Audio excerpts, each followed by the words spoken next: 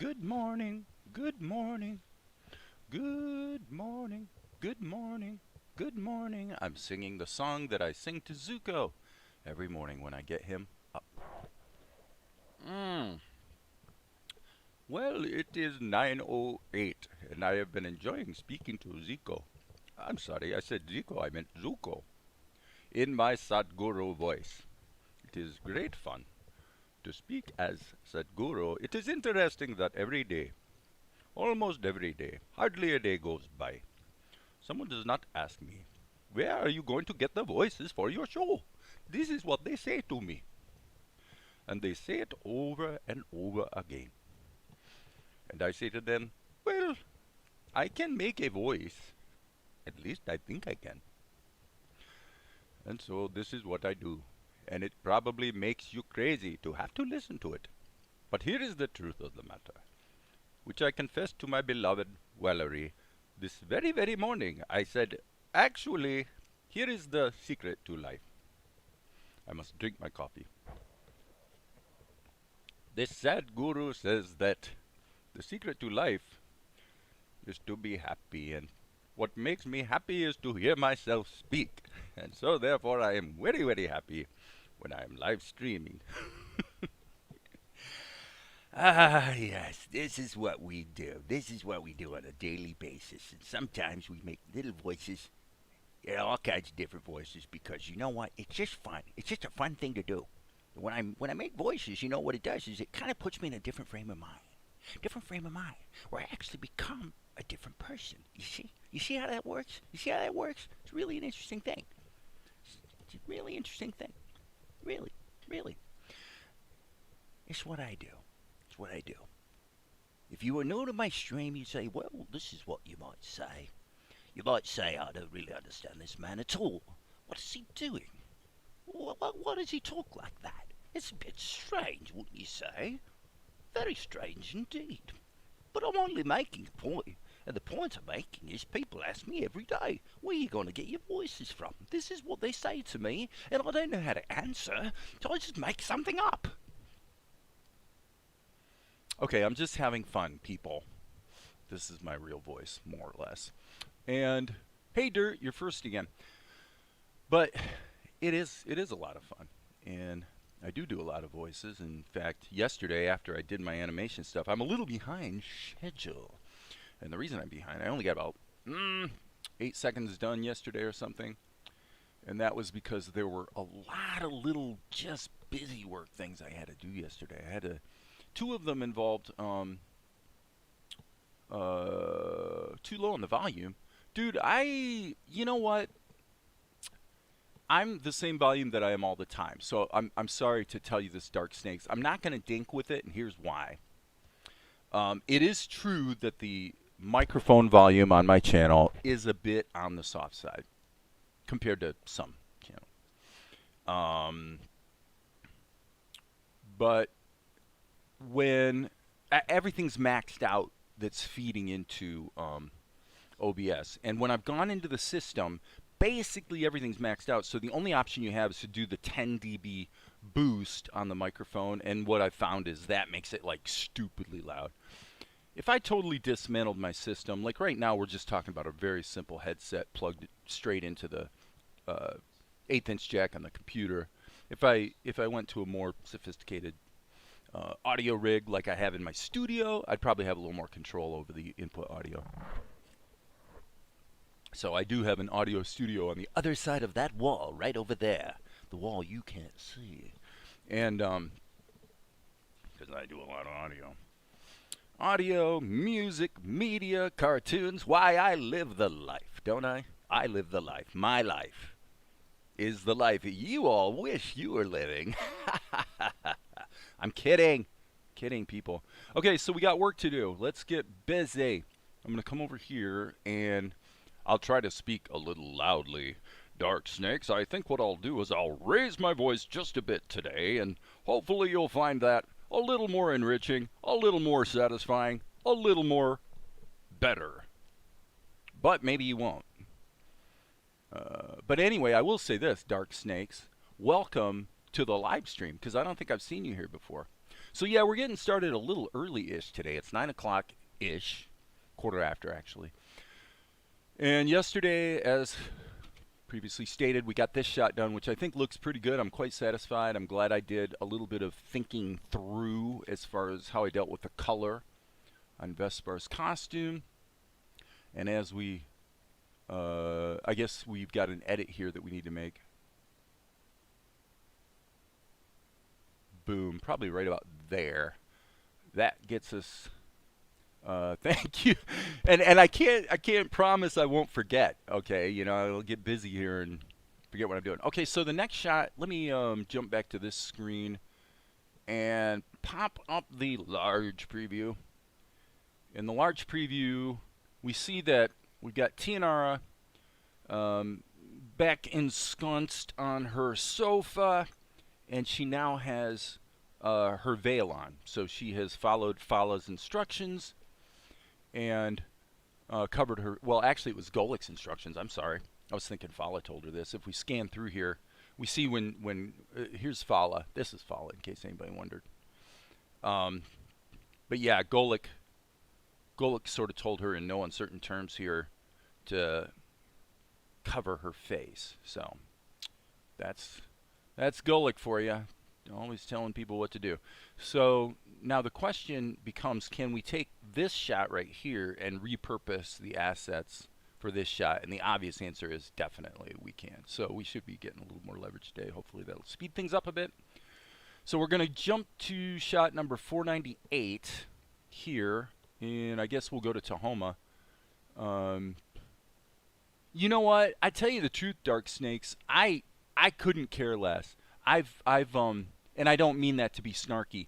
I've been using Vegas 12 for like 8 years. I haven't upgraded it in years and years and years. And you know, I've edited multiple feature films with it, and it just has never been particularly compelling to upgrade it to 13. Yada yada yada. How can I select a lot of items in OpenToonz and scale them down? It depends on what you mean by items. Do you mean multiple? Can you restate your question? Are you referring to multiple layers? How do I take all these levels? Okay, so I've done some animation, and I've realized that my character is not framed properly, or it's too big or too small in the frame, and I want to just take the whole thing as a single unit and scale it. Is that what you mean? If that's what you mean, that's pretty easy to do, and I can show you how to do that after you clarify your question. Okay? So open a recent scene file. We're going to go to 498.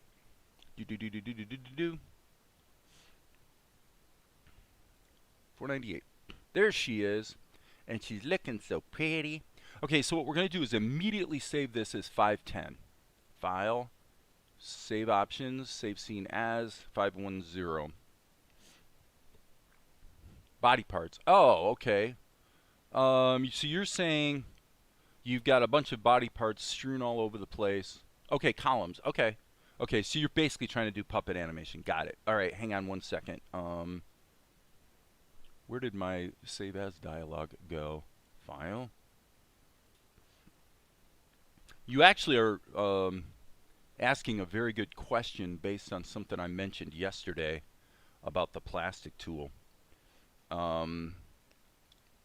But let me get my scene dialed in so I'm ready to go, and then I'll answer your question. So give me half a second here.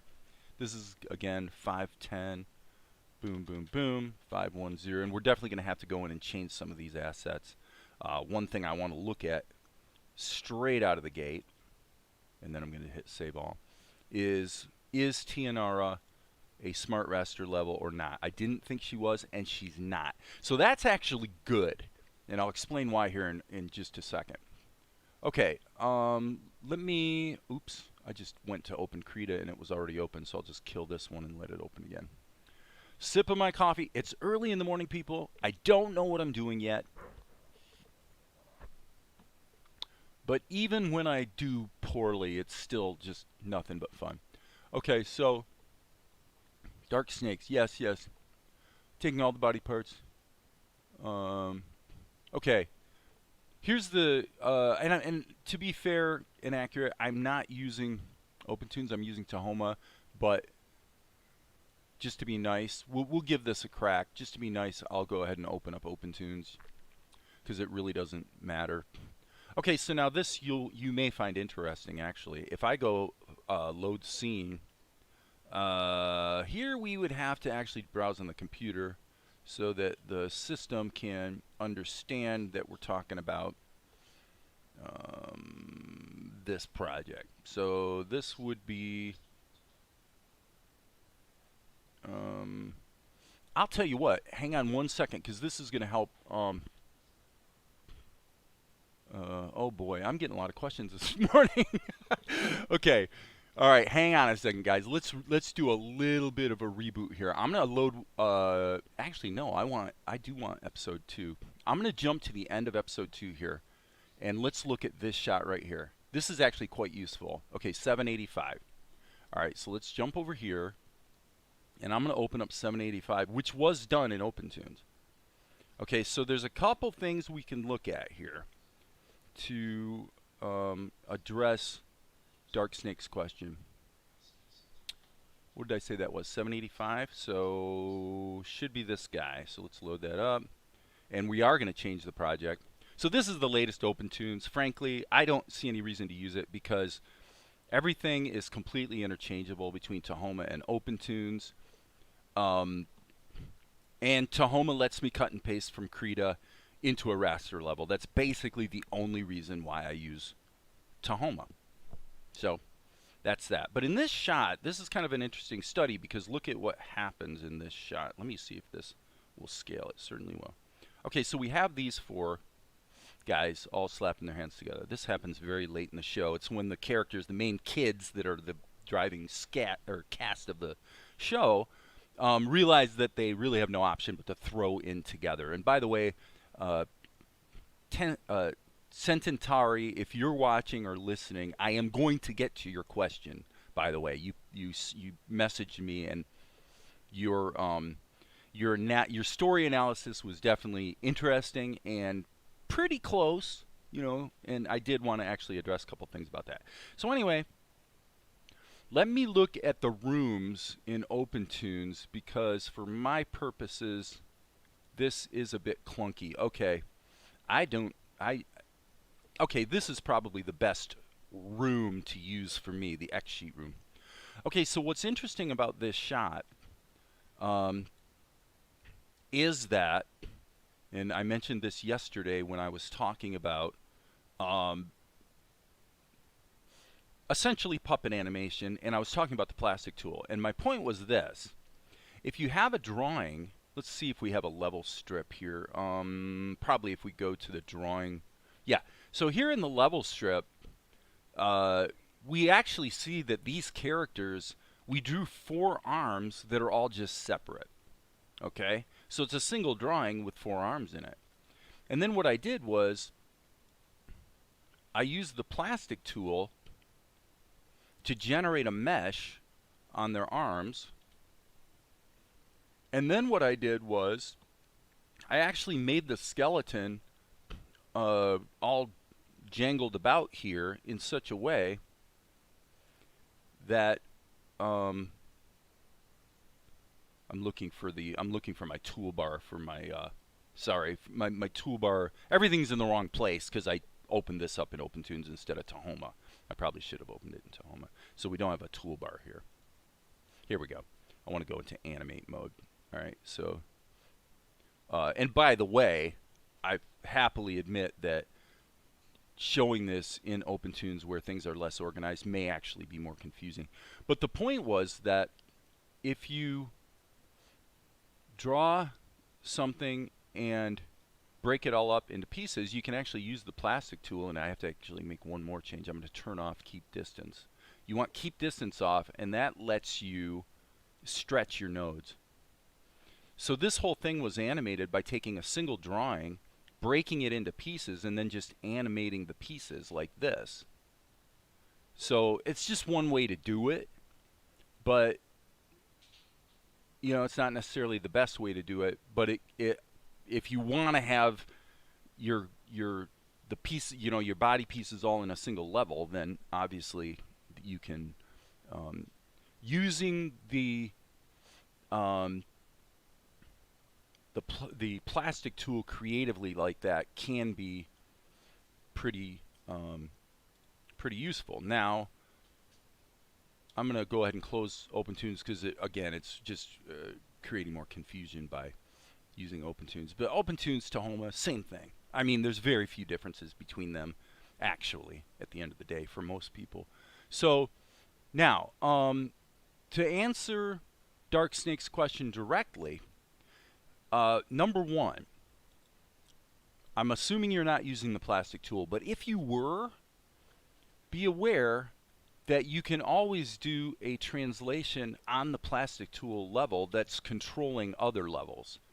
Okay, so in other words, if I scale the plastic tool layer, it scales my character. That's not quite the answer to your question, I get that. What your question is how do I grab a bunch of stuff that are like, say, body parts or whatever that are all in separate levels and scale them all together? Generally, if I had to do that, this is what I would do. I would actually just go to a blank level. I would hit the B key, and I would just click somewhere in order to create a smart raster level or a Toonz raster level. And I've done this in OpenToonz many times. This is not a Tahoma thing by any means. So now what I just did was I just created a level, and I'm going to call it DUM for dummy. Okay? Now, if I hit F3 and open up this schematic, all I got to do is take dumb, and now I'm going to take my background, which is column 2, and I'm going to connect that to dumb. And I'm going to take my character, which is really going through the plastic tool, I'm going to connect that to dumb. And now, with dumb selected, I'm going to hit the A key and I'm going to scale the dumb level. And so that allows me, so what I do is I just create a dummy level that can be used as just for the exact purpose you're describing. Just to give you a way to take multiple columns and control them all together. Now there's another way. So I'm going to delete that column. Now we're back to normal. There's another way. The other way is grab all your columns that you want to treat as a single unit and hit collapse. Boop. Now what that did was it actually took all those levels and nested them as a completely separate X sheet within this one column. So I've got my hotkeys set up. So if I hit Control down arrow, it goes down into the sub X sheet, or what Tahoma calls a sub scene. Okay, so we're one level down right now. The only disadvantage to this way of working is that you kind of have to bake, you need to figure out your animation in the sub X sheet, and then you go up and you'll see that everything in that sub X sheet plays out within this one column. Well, why would you want to do that? Well, vis-a-vis your question, the reason you'd want to do it is because now I can hit the A key and once again scale the whole sub scene. Or move it, or whatever the heck I want to do with it. Move it around, animate it, yada, yada, yada. Okay? And then if you decide, well, that was a bad idea, I wish I'd never done it, you just right-click on the header and you explode the subscene, which, okay, maintain parenting relationships in the main scene or bring the columns into the main scene without parenting. What that means, I'm pretty sure, I would always normally do this. But I think what it's asking me is this. Do you want me to bring all those columns back up into the main level, but keep the dummy level, which is essentially this level that was created, as a parent, because you have this translation going on that maybe you want to keep? So I'm gonna choose that and see what happens. Okay? And the animation's gone, so frankly I don't know what the purpose was of having that option. Now if I go into my schematic, I see that all these levels are now packed into a group.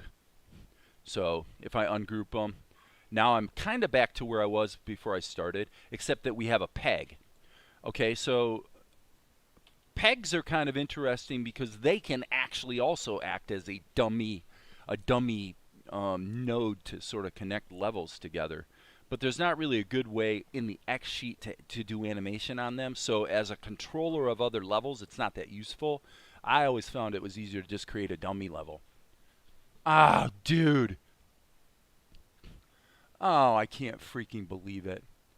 I swear, I can't believe I just did that. I just spent like 10 minutes on the wrong room. Okay, I'm going to show you real quick. I'm going to go through it again real quick.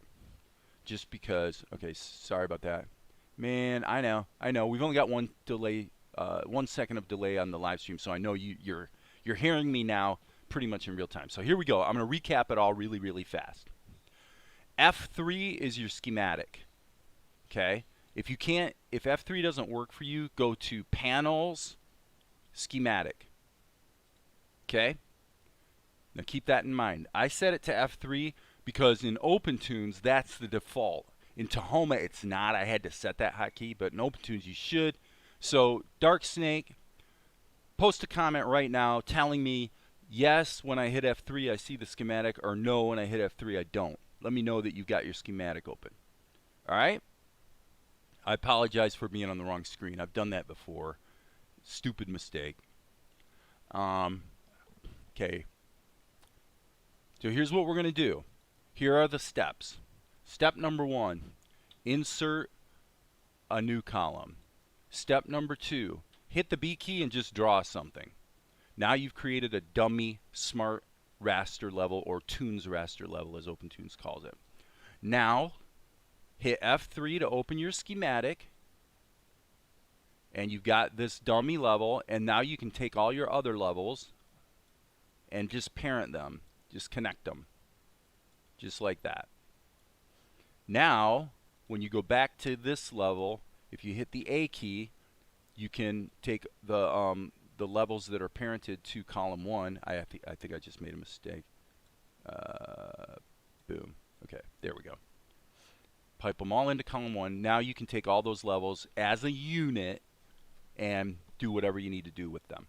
Okay, so that was technique number 1 for doing what you're wanting to do. So I'm going to delete that column. Technique number 2 is to take all of these columns and collapse them into a single sub X sheet, at which point you can then do animation on the nested group, the nested this sub X sheet. At any point in time, you can go down into the sub X sheet to tweak things, or you can explode the sub scene or the sub X sheet and bring it all up to the top level again, like so. Right? So, by the way, this nesting that you can do with a sub X sheet can go any number of levels deep as you want. Now, in my life, I've only ever gone 2 levels deep. Is it possible that OpenToonz is going to start, you know, smashing and crashing and breaking if you try to go many levels deep? Probably. You know, do so at your own risk. Yeah, you're welcome. I'm sorry for the stupid mistake there of being on the wrong screen. So now, Jaman Schwag says, can you explain the nodes in Tahoma2d? Jaman, are you still there? If you are, I'll go ahead and answer your question. But if you're there, I need you to clarify something for me. When you say nodes, are you referring to the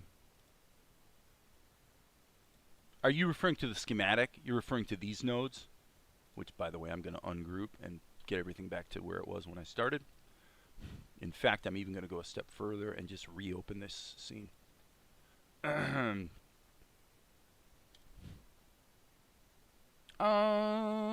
Yes. Load the scene anyway. Okay, so Jaman Schwag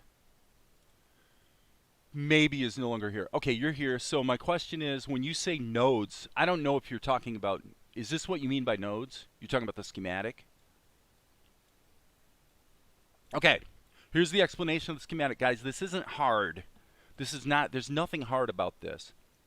If you're in Tahoma, you need to set up the hotkey to open it, the schematic, because F3, I don't know why Jeremy Bullock decided to remove that as a default hotkey, but he did. So in OpenToonz, it's the default. F2 opens your function editor, and F3 opens your schematic. So you should be able to open your schematic one way or another. If the hotkey doesn't work, just go to the panels and open up the schematic. Now, your question, basically what you're asking is, help me wrap my head around what I'm seeing here and why is it useful? Why do I care? Okay? Here's why. First of all, everything else that I explained for dark snakes pretty much gives you the rundown on what the value of the stage schematic is. So this is the stage schematic. This is a visual representation of the parent-child relationships between the levels that are present in your scene. Therefore, why would you want to use it? Mainly because of what Dark Snakes was talking about. If you had a character, gosh, it's tempting to just do this real quick. All right, we'll do it. I'm just going to create a new scene and go crazy here. So let's do this really fast. Head, body, arm. We're going to make this really simple, okay? And now what I'm going to do is I'm going to draw a cartoon. Not loving the look of that brush, so I just will grab my charcoal brush so I can sketch. Okay, so I'm going to draw a head, okay? And this is Natsu from Fairy Tale about to get fired up, okay? All right, body. I don't know what Natsu's costume looks like, so I'm going to be really quick about this. And don't know, don't care. And then here, same thing. I'm going to draw an arm. I'm just going to make this really quick and dirty. And I'm not even going to concern myself with the scale of it. Now, what we see is that I drew everything too big. So, step number one, I have a problem. My problem is everything's too big. And I say to myself, well, once I frame up this shot, it could be that I'm going to want to change the position of my character as well. So what I'm going to do is I'm going to go B key, boom. I'm going to make a dummy level, and I'm going to parent all these to it. Well, except for there's one thing, though. Actually, the head should really be the parent of, the body should really be the parent of the head. And frankly, the arm, let me make sure I'm not saying that in reverse. The body should be the parent, and both the head and the arm should be children of the body. Okay? So there's that. All right, so now we've got this situation where the dummy layer, which we can scale, changes everything. And meanwhile, if we grab column 3, we can see that by scaling the body, it also scales the head, because the head is a child of the body. If I grab the head and scale it by itself, well, only it scales. And the arm's going to do the same thing. So that's step 1 as far as parenting. Now, step 2 is, if you're going to do this sort of thing, you want to do puppet animation, you need to start thinking about where things are centered. So what I'm going to do is here in the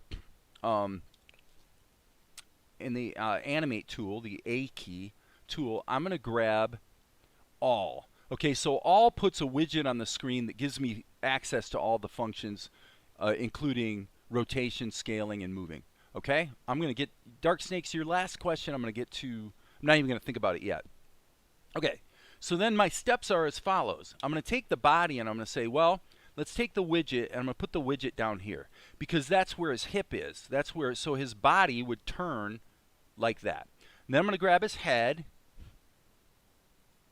Oh, that's his arm. And I'm going to grab the center of the widget, which controls the center. You could also put it in this mode. You could put it in center mode, so that all you can do is change the centering. So there's the center of the arm, and then the head would be, you know, kind of where the neck is. Okay.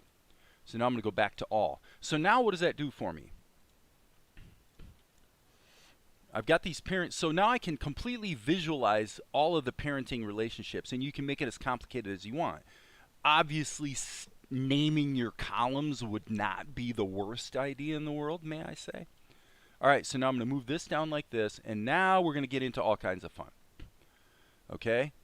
Because the first thing I'm going to do is scale my character down a little bit, and then I'm just going to grab anywhere out here, and I can position him over here. My initial position for the arm, I say, well, I want his arm to be down. Let's say I want his head to be kind of like this. And now what he's going to do is he's going to move across the screen. So now I'm going to grab the parent column, move him across the screen, step back a notch, and say, well, let's put a little bounce in his step. Woo, like that. Woo, he bounced, right? And now we'll go back here and we'll say, well, when he bounces, his arm would kind of swing back, wouldn't it? So we'll swing his arm. Whee! And then his arm's going to swing way forward now. But up, right? Okay, so I'm not giving any attention to like a realistic handling of the timing here, folks. I'm just giving an illustration. Okay, so now our very, very, very bad drawing of, you know, Zombie Natsu is moving across the screen. Okay, hey, Meet Sharma. Hello to you too. Okay, so is there a way to pull connections from all your nodes to one nodes? Well, isn't that what I just did? What I did was I'm taking multiple columns in any configuration I could possibly desire, and I'm, you know, I decide what I want the structure to be. Again, naming the columns would make a lot of sense. Like this should be named BOD for body. This should be named ARM for arm.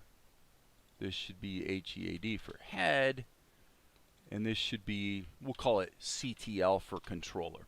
You know, I mean, don't be stupid. Name your columns properly. Now, one of the interesting things about this way of working that you might want to experiment with is that you will also discover that some of the things you can do with the plastic tool, you actually can do with, oh, and by the way, this also, notice that there's no relationship between what's going on in the schematic as far as the parenting and the ordering of the columns. There's I mean, the body is here, but it's actually the parent of the head. So the ordering here has nothing to do with it. This is the stacking order. So compositing wise, whatever's to the right is going to be composited on top of what's to the left, unless you change that, once again, in the schematic. So now the only other thing I'm going to say before I actually get back to my work is this. There are two schematics, not one. The stage schematic is for the purpose I've shown here. Excuse me. It does in fact go even deeper than that, but for puppet animation, because there actually is a way to take a drawing or a level strip, for example, that has multiple mouth shapes, and pipe them in through the schematic so that you can actually use these little nodes to animate which drawing in the other level shows at any point in time. You can actually animate things like lip sync that way. Not going to get into that here today. That's going a little deep. Okay? But there's a second schematic, and that's the effects schematic. So this is all about the structure of your scene in terms of how your levels relate to each other as parent-child relationships. Again, there's a little more to the schematic than that, but that's the main thing you'll find yourself using it for.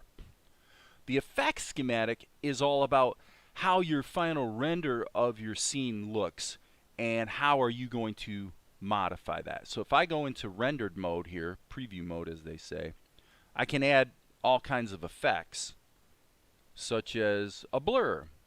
I add a blur, my whole scene gets blurred because I've got the entire scene going through the blur effect. And say, well, I didn't want to do that. I just wanted to blur his head, which of course is stupid, but it could happen. I meant to do this, put the head through it, and then pipe this back into the scene and delete that connection. So I just wanted to blur his head. And now, as you see, his head is blurred. And you can actually do both. You could have multiple pathways. So now we see the head and the blurred head at the same time, which kind of makes it look like that bloom effect we talked about yesterday. Okay? That's as far as I'm going to go because I'm not wanting to do like a mega his mouth. Okay? Hitting the E key and going like that. Okay. So here we're going to put in another level. I'm going to hit the B key. Before I start, I want to say this. If I start drawing his mouth right now, everything's going to be in the wrong place. Why? Because if I draw over top of this, remember, these levels have all been translated by the Animate tool. So the smartest thing I could do right now out of the gate is take the mouth and in the stage schematic and make sure it's also parented, probably actually to the head. So the mouth should be parented to the head, right? So that if the head moves, the mouth goes along with it. So I'm going to put the mouth there. Okay. Then what I'm going to do is I'm going to say smiley face. And I'm gonna, over here in the, I'm going to make 2 duplicates. I'm going to make this sad face. And I'm going to make this open mouth. So I'm not trying to do good drawings here because that's not what this is about. This is about understanding under the hood what the heck is going on. Okay, so now there's basically a couple ways to do it. Step number 1. If you're going to do lip sync, just do it the most obvious way, which is to take the drawing for the mouth shape you want and just drag it into the X sheet. Right? Just drag it in, okay? 9 times out of 10, if I do lip sync, that's the way I'm going to do it. However, it is also true, and by the way, you can see that the mouth is moving along with the head because of the parenting relationship that I set up right here. The mouth is a child of the head, which is a child of the body, which is a child of the controller. This is not complicated, so you guys should be able to wrap your head around this pretty well. Okay. However, can we go even further here? If we, I think what I want to do here is, I got to remember how to do this, but I think if I can't get this correct, I'm going to stop here and let you guys experiment on your own. I am not seeing the, I might have this wrong. I don't remember what the, I'm going to stick that up in 1. It could be that I need to have the, not the plastic tool, not the hook tool, the skeleton tool. I'm going to let the skeleton tool be active here. See, this is where if you get into this, see what the skeleton tool does, let's skip the lip sync thing. In fact, the best thing I can say for you Dark Snakes at the level I'm guessing you're at with OpenToonz or Tahoma is just do the lip sync the way I showed. Just drag the shapes into the, and right, you can go here, like if you were using the plastic tool, you cannot draw in the X sheet once you've got the plastic tool activated and everything going through it. But if you're doing standard puppet animation where you're controlling everything with the Animate tool, then you can. Which means I can go to this spot right here, hit the B key, and draw a new mouth shape. And everything will be positioned properly. So you can go ahead and draw new shapes, even though this stuff's animated, as long as you set up the parenting relationship first. Otherwise, what's going to happen is you're going to, if this wasn't parented, you draw the mouth in the correct place, but then when the character moves, it would leave the mouth behind, which is obviously not what you want. Okay, so I think I've answered your question pretty completely. The only other thing I was going to add for you guys today is that the, and I never use this, okay? I never, ever use the skeleton tool. Because setting up the parent-child relationships dynamically in the X sheet is so prone to error and so difficult to do correctly that it's just stupid, and I just literally never use the tool. If I'm going to set up parenting relationships, I do it here in the schematic because here it makes sense, it's visual, I can look at it and understand exactly what's going on. However, having said that, there's a perfect one-to-one correspondence between the structure that's controlled by the skeleton tool and what you do here. In other words, if you like using the skeleton tool, you can use it by actually setting up the structure in the schematic the way I've done here, but then go over here with the skeleton tool, and the part of it that is useful is switch it from build skeleton mode to animate or inverse kinematics. If you put it in inverse kinematics mode, now I can grab his head, or I can even grab his mouth, and I can do the whole IK thing, right? It's a little hard to control, but you can see you can actually get inverse kinematics going on. And it can see what you're grabbing. So you can just grab levels, and you'll see them actually get grabbed over here. So as far as doing IK, the skeleton tool is okay for that. Just my advice is don't use the skeleton tool to set up the parent-child relationships. You can do it, but I've never done it successfully without it turning into an ugly, hot mess. However, if you jump back into build skeleton mode, I say set it up here, because whatever you set up here is precisely what the skeleton tool is going to respect. And for those purposes, IK mode is actually useful on the skeleton tool. Now, if you're in animate mode, it's really exactly the same. It's just that it's not IK. And it looks to me like it's not smart about knowing what column you selected. So if you put it in animate mode, you have to select the column that you want to work with, and so therefore, functionally, you're no better off than if you actually hit the A key and use the animate tool. You're accomplishing exactly the same thing with the skeleton tool in animate mode. Therefore, I never use it. The only thing I would ever use the skeleton tool for is inverse kinematics, because for that, just for quick and dirty, like a motion like this, I say, okay, I want my guy to sort of jerk up, and I want his body to respond accordingly. Let's say, obviously, you can see why it gets a little bit tricky. For that, the IK mode is not horrible. But, okay, enough of that. I need to get back to work here. So everybody happy? This is pure logic. Yes, it is. It is pure logic. It's very, very, very simple.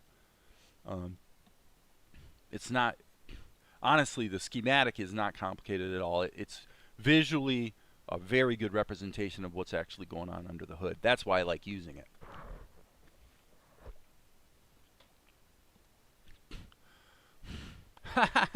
Okay, well, how old are you, Dark Snakes? I'm curious. Do you mind? You don't have to say, because it makes me sound like I'm some sort of freaking pedophile or something. But I'm just curious. I'm guessing you're about. See, if I guess too old or too young, I'll insult you. So maybe I shouldn't even ask the question. Okay. All right. Here's what I'm gonna do. I'm gonna grab this, erase it, and then I'm just gonna put this long thing that sort of reflects the shadow of Vespar's helmet. Okay, and then I'm going to switch this. I can use the W key to toggle between drawings. So I'm going to switch that to drawing 2. And then everything downstream here I'm going to delete. Just delete it. I don't need it anymore. And I don't need these animation keys either. So all that did was just put a shadow of Vespar in the scene. And as you can see, it's not really in the right position. I've got two options. I can move the drawing, or I can just animate it. I'm going to go ahead and animate it. So I hit the A key, and just for completeness, I'll go ahead and drag the center of it over here. But basically, I'm just going to go like that. Okay? 26. Oh, okay. Okay. What do you want to say? What country you're in? And you guys, I'm gonna get up and go blow my nose. Give me 1 minute.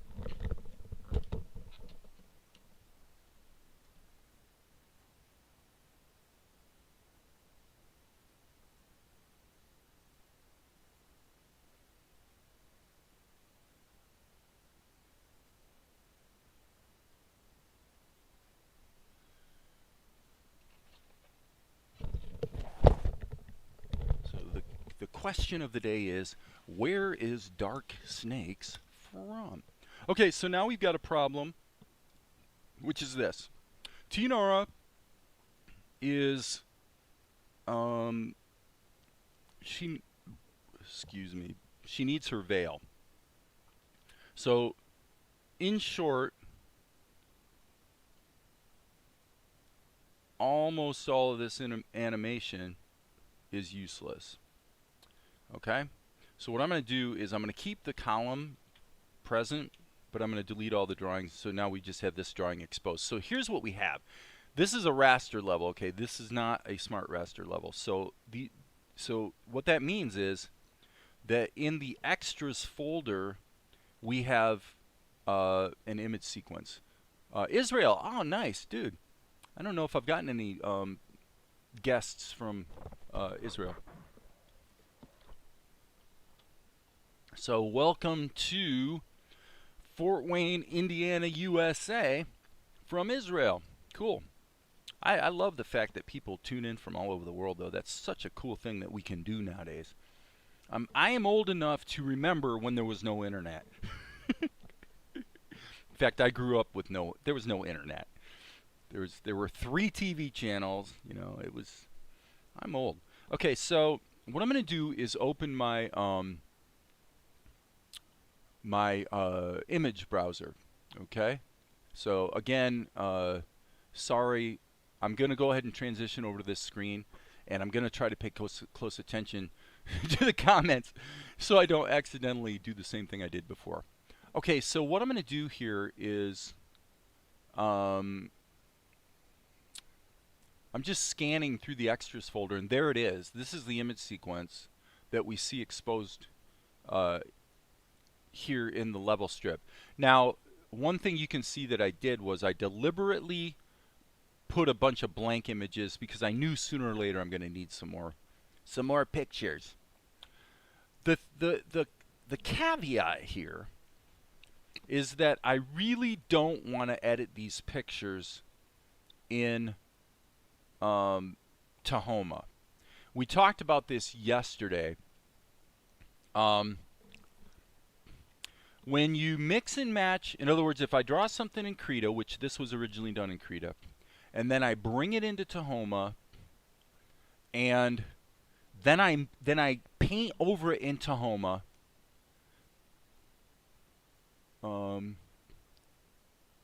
Yeah, I remember those days, Dark Snakes. What you start to get is some artifacting around the edges of your character, some white around here. Trust me, I've fiddled with it because you can go into your level settings and choose to either pre-multiply or not. You can see here, this is helpful to visualize it. It doesn't want to let me zoom in. Okay, so you see that white border right there? Now when I turn on pre-multiply, it goes away. Okay, whether invoking the pre-multiplication or not is the solution to the problem, I'm not sure. Probably some more fiddling is required. But the bottom line for me is it's probably wiser to just stay in Krita with a level strip that was originally created in Krita. Okay? So what does that really mean in practice? Well, over here, we can see that we can use shot number 0051. So what I'm going to do is I'm going to take the image that's pretty close to what I want, drag it into Krita, which you guys can't see this right now, but I'm dragging it into Krita. And I'm immediately going to save this as, instead of 0030, I'm going to save it as 0051.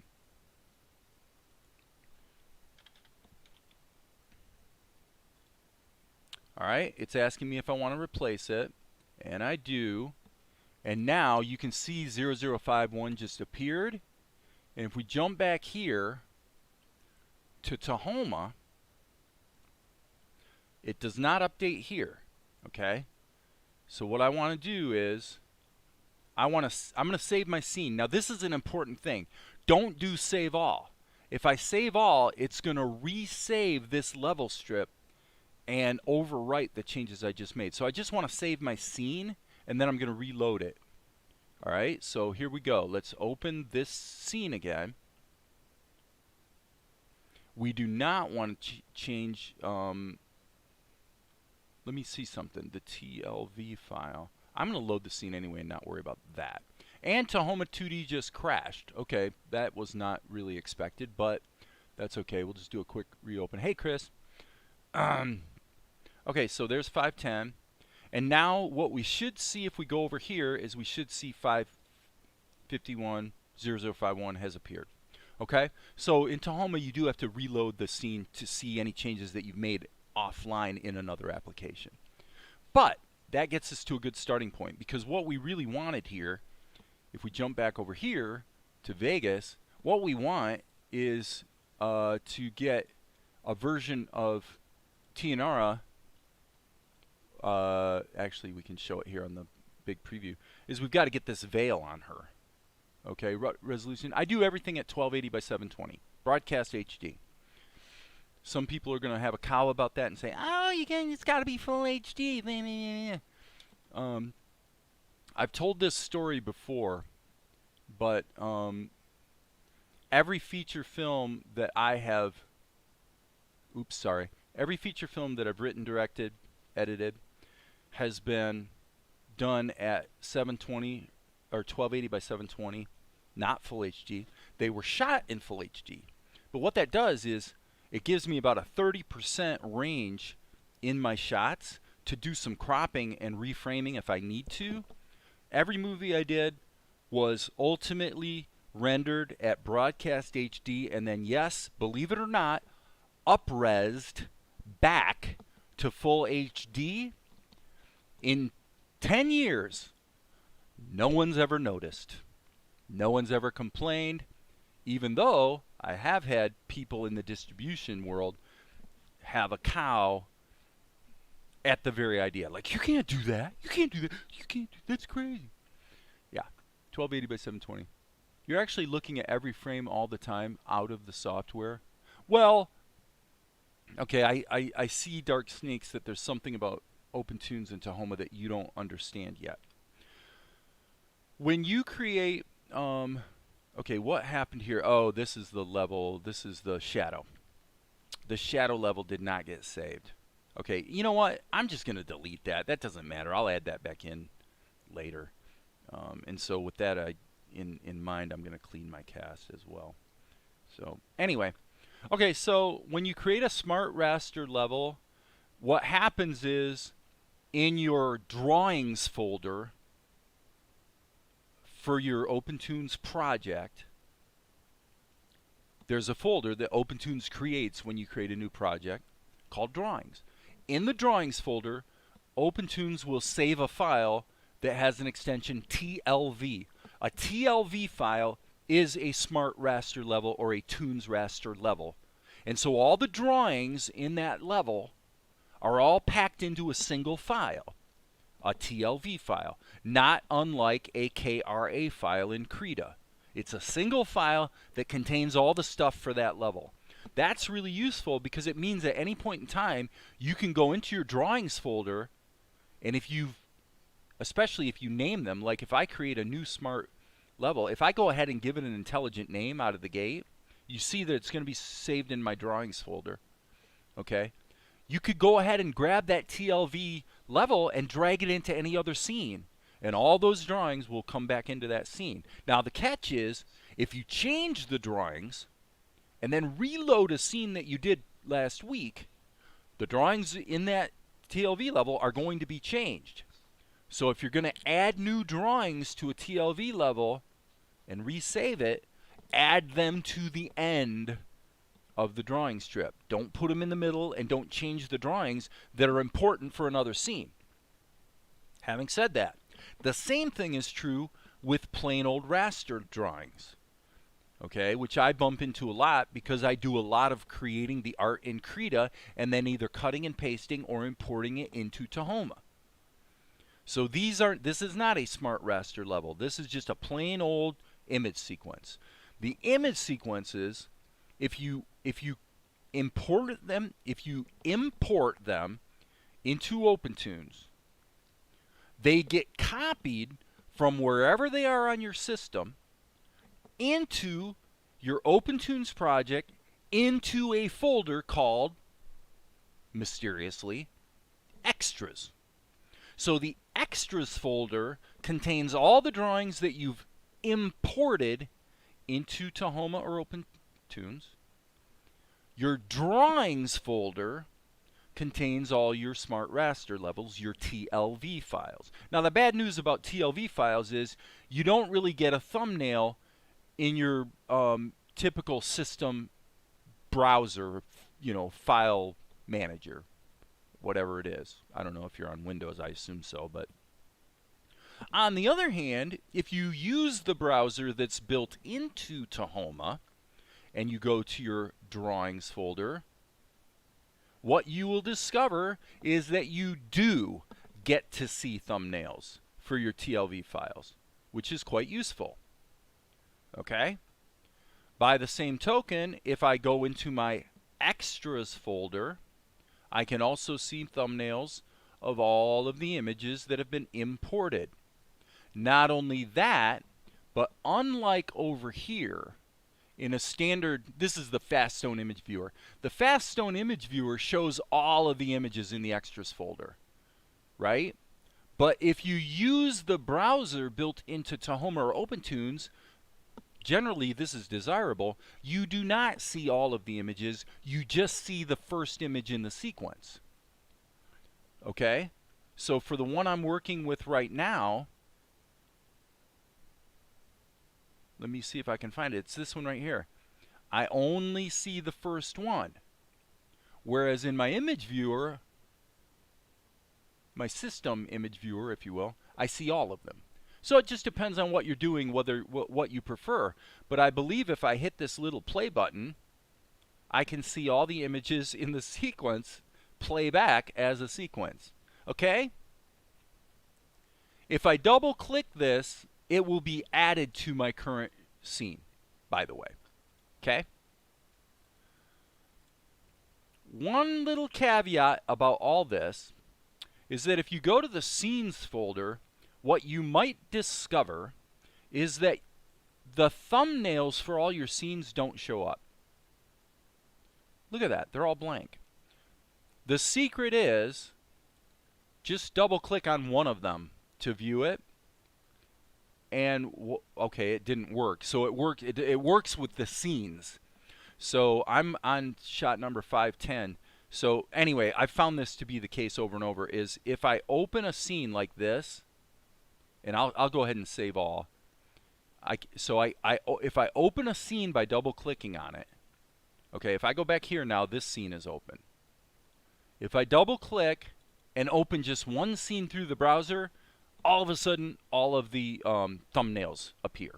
And I can see the thumbnails for my scenes. So your scenes, your TNZ files are stored in scenes. Your miscellaneous images are stored in extras. And your smart raster levels are stored in drawings. And basically, OpenToonz or Tahoma manages all that for you. So the browser's pretty useful. Anyway, that may have answered some questions you guys really weren't asking. You're actually looking at all the frame all the time out of the software. Well, no. I mean, so let me get back to work here and show you what I'm trying to do. So what I'm trying to do here is these images are all used in many scenes. I've got a bunch of scenes on my timeline that all use the same image sequence. So I want to be a little careful here, because if I change any of these drawings, when I reload that scene, because it turns out I want to add an effect or something, all of a sudden the drawings are wrong. That would be disastrous. So what I did was I took a drawing that was pretty darn close to what I wanted and copied it to the end of the image sequence. I didn't need to have all these blank images, by the way. I just did that because I knew this was going to come up later. You can just add extra images. In fact, I'll even go a step further. If I actually got rid of all these drawings, if I deleted them, okay, but then what I did was I actually just created a new drawing and named it temp_1.0052, which is actually what this one's named. But if I just added that, if it didn't even exist, when I reloaded this image sequence in Tahoma, 5.2 would automatically show up. It would just appear. Because Tahoma's smart enough to look at that image sequence and say, oh, there's been another image added to the end of the sequence. Okay? So hopefully, why are you using two software? Simple. Because the drawing tools in Krita are astronomically more capable than the drawing tools in Tahoma. Tahoma, for all practical purposes, everything is one layer. Now you can overcome that to a degree. You could create a sub scene, a sub X sheet like I showed you earlier, and actually have all multiple layers all stacked up to create a drawing. You could do that. But why would you want to, okay? Krita is like Photoshop where everything's just, it's a bunch of layers. Many of the scenes in the show have been created just in Krita. I haven't even used Tahoma for it. So I bounce between the two. You do what you want. That's what I do. Okay, so step one here, I'm actually starting my work today. I'm 1 hour into it, and I'm actually just starting, is we need to give her her veil. Okay, so what I'm going to do is I'm going to sample that color and then just go slightly lighter. And actually, this needs to be probably like this, and it needs to go under her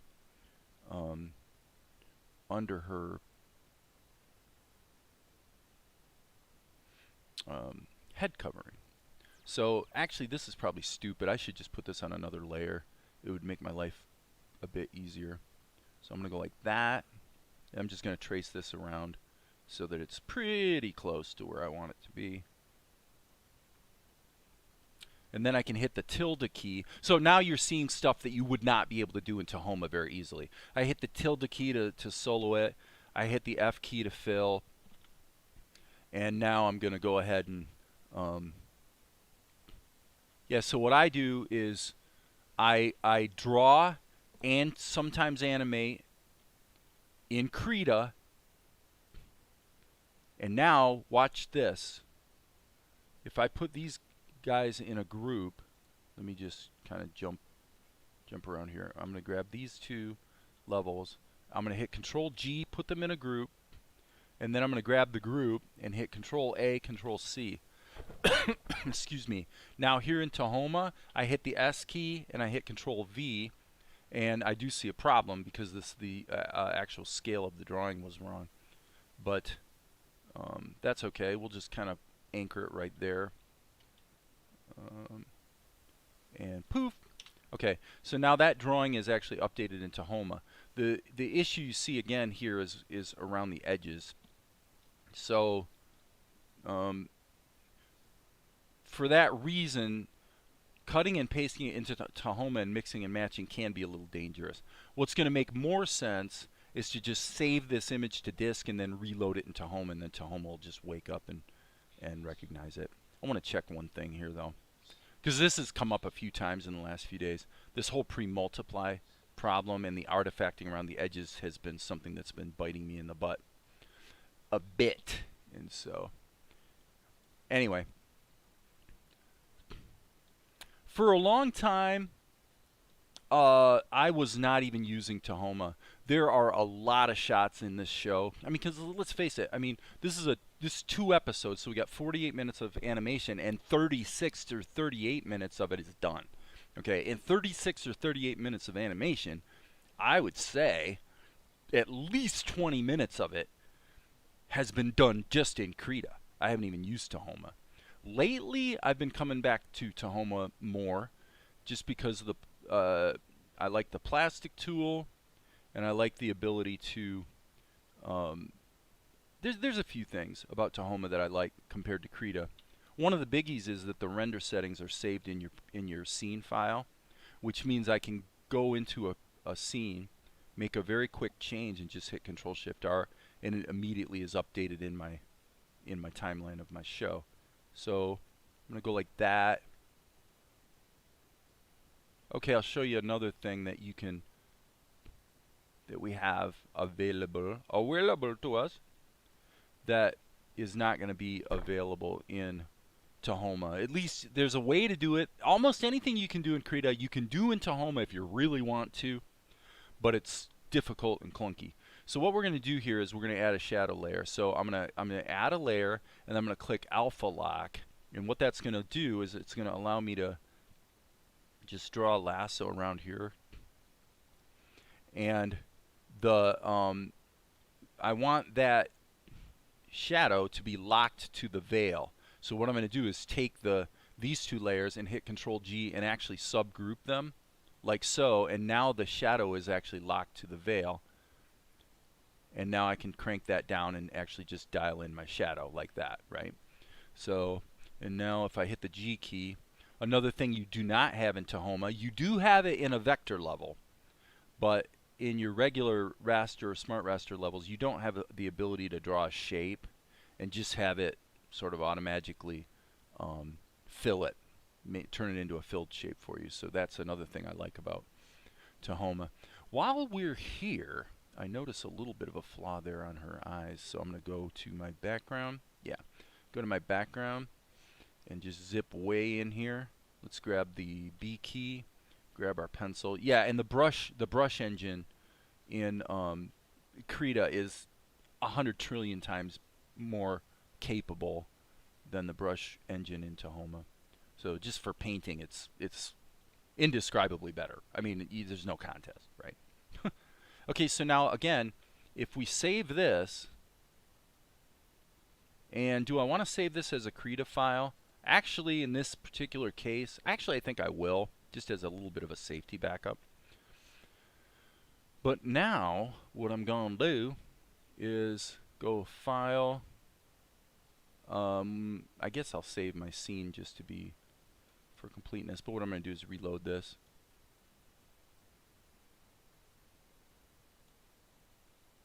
And again, Tahoma2d has crashed. There's something about that process of kind of updating a level strip that it seems to be puking on, but that's okay. It's not a big deal. Okay, so if we go over here, I don't mind taking a little more time this morning because frankly, we're going to be getting a lot of leverage on these shots that I'm doing right now because there's a good little bit of time here where it's basically dialogue between the two characters. So now this level can be deleted. Actually, let me double check that. So yeah, this is Tianara's mouth, and once she's interacting with the prince, we never see her. We never see her mouth. It's covered up the whole time. So now, what I do see here is that some of that edge artifacting I was talking about is in fact present. So that's really annoying. I sure as heck wish Tahoma did not do that, but I'm going to hit, I guess what we'll do is I'm going to check my level settings first. If we don't pre-multiply, it's really bad. So what I'm going to do is I'm going to add some anti-aliasing, and I'm going to crank the softness up to 100 with a subsampling of 2 and see if that helps at all. Basically, it doesn't. That's a little disappointing. It's almost a deal buster, actually. Let's go back to the show. I really want to I want to give this issue a little bit of attention right now because if it's going to be a languishing problem, then we might have to look at other production pathways. Okay, so now, actually, I guess I can go back to this screen. When I look at this large screen, I'm not really seeing that issue. But yeah, I guess I am. I'm seeing it flicker in and out at different times. Very strange. Why the heck would it be there? So when it switches to that drawing, it's not there. And that is the drawing that I amended. Yes. I believe what happened here, guys, is this drawing got amended in Tahoma.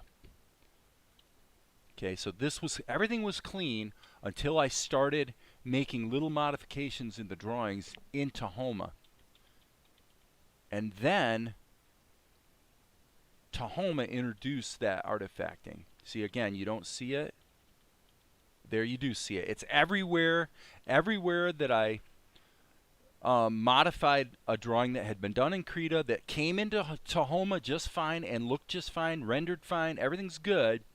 The minute I went into the drawing tools in Tahoma and modified the drawing, which in this case was nothing more than closing her eyes, boom. Ever since then, we're seeing this artifacting. So a question would be, are we seeing the artifacting on all the drawings? And it appears that we are.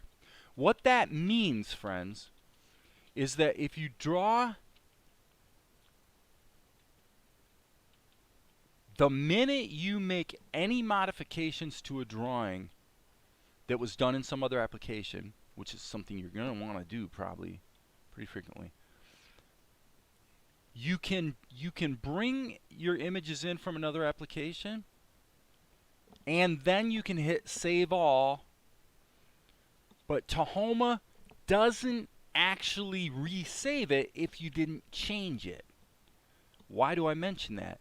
Because what that means is if you go in and make one change to a regular raster level using the native tools in Tahoma, where the raster level was not originally created in Tahoma, this is what you see.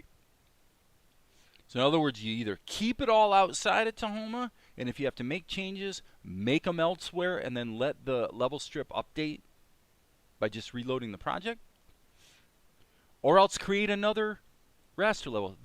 The problem I'm seeing here would have been avoided if, when I wanted her to close her eyes, instead of adding images with the eyes closed, what I should have done is create a separate level in Tahoma and just paint over her eyes and do the eye blinks on a separate level. That would have been the thing to do. So, okay, guys, so that's really the wisdom, the takeaway here. Now, beyond all that, we're going to live with this for the moment. And here's why. I'm going to hedge my bets thusly. I'm going to close this. And what I'm going to do is I am going to go into Krita, create a new project. I'm going to see if I can solve this problem. Let me check one thing about this level. I want to check its size. Okay, it's 1280 by 720. Okay, so what we're going to do is we're going to see if we can heal the problem. I'm going to go import animation frames. And I'm going to add images in from my extras folder. I'm going to import the image sequence of TNR. So I'm going to go over here and just confirm this is temp_1. Okay? So hopefully you'll never have to do this, but we need to deal with it because I'm not going to have this garbage starting to show up around my characters. Temp_1 is right here. So here it is. Temp_1. Boom. So I'm going to grab this and all the way through to temp_158. Okay, but I'm going to leave this out because that's a Krita file. Okay. All right, so I'm going to bring these in, and what's going to happen is now all those drawings are going to be imported into Krita as an image sequence. Okay. Now what I'm going to do is I'm going to grab my background. I'm going to hit tilde to solo this layer, and I'm going to fill this with bright red. And the reason I'm going to fill it with bright red is so that I can see if we have an artifacting issue here in Krita. And as you can see, we do. Okay. So the only way we're going to fix that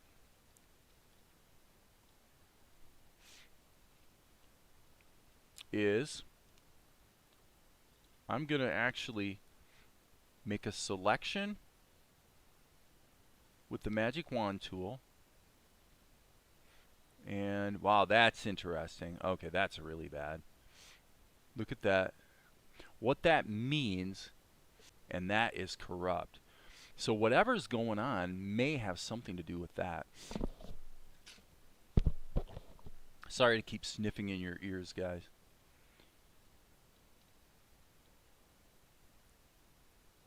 That is a bit of a problem. Now, what could be a solution potentially is to select by color. If we select by color, yes, there we go. Okay. If we select by color, we can use the red to trick it. Actually, do we even need the red in there? Let me see. Let's select that color. Now let me do this. Okay, that works. We can select by color. Okay, good. That gives us a way to kludge this. And then I'm going to experiment. I want to expand that selection though. Let's turn on fuzziness won't help. I'm sorry. Fuzziness has to do with how specifically it chooses the color. And so what we want to do, unfortunately, this is really kind of a bummer. We're going to have a multi-step solution here, which is to grab a selection, and then I guess we want to expand it. So let's first see what feather does. Let's do a 5-pixel feather radius. Okay. Let's undo that. So we're going to do a feather of, gosh, probably only 2 pixels, I'm thinking. Okay, that worked. Actually, I'm gonna make it 1 pixel.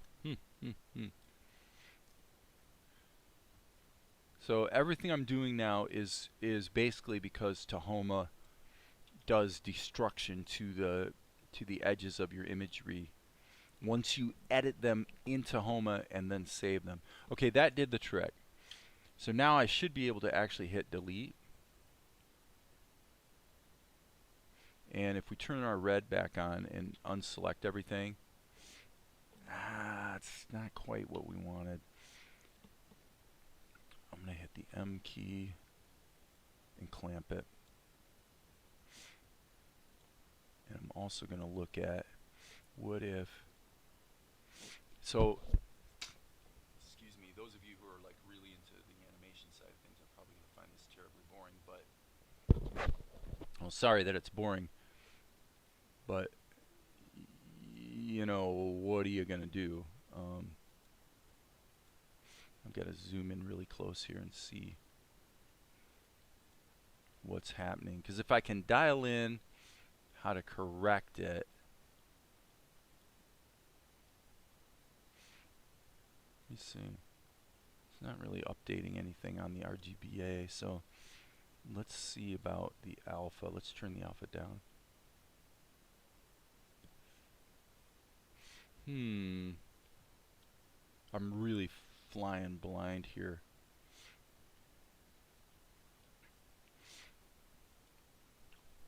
So I'm going to just run this operation one more time. Select, feather it. Oh, and it switched back to 5. Okay, so this is actually the great flaw of Krita, is that tools do not remember the prior setting. It's so sad because there's so much about Krita, like with setting. If you only had that, tons of things would all of a sudden be possible in Krita. Because you could take a layer and scale it a little bit. Well, then you repeat that on a subsequent frame, and now what's happening is your character is zooming into frame. You know, I mean, it's easy, simple. Hopefully they'll get around to it. All right, so I'm going to hit the delete key and see what that does for me. So again, magic wand, feather it, and again, doesn't remember prior settings, which is just silly. Delete. So I honestly think this is probably spit in the wind here, folks. Pretty much a waste of time. Yeah, it is. It's not really helping. I mean, it's not that this couldn't be solved. It could, but you know what? For the moment, I'm just going to blow it off. Because there's other things you could do, like we could do a post-production effect in Tahoma um, where we blur and clamp the edges. It's not like we can't overcome this in other ways that um, don't pretty much amount to accepting the fact that this image sequence, for our purposes going forward, is not going to be as useful as we might have hoped. In point of fact, I am going to resave this as a different file name, and methinks re-import it. So yeah, that's definitely a clunker. So it's life in the big city. I'm gonna go back to my story here, and I gotta get my bearings here. So so she's looking at the prints and she glances up and down. Okay, fine.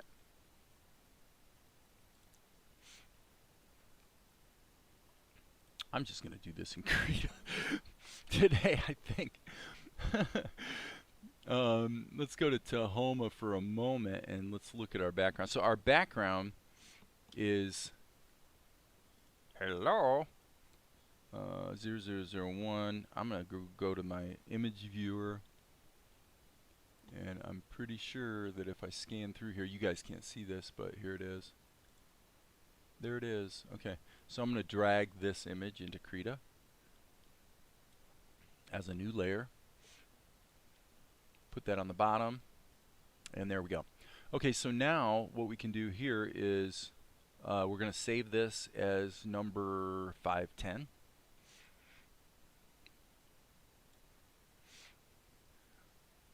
In the scenes folder.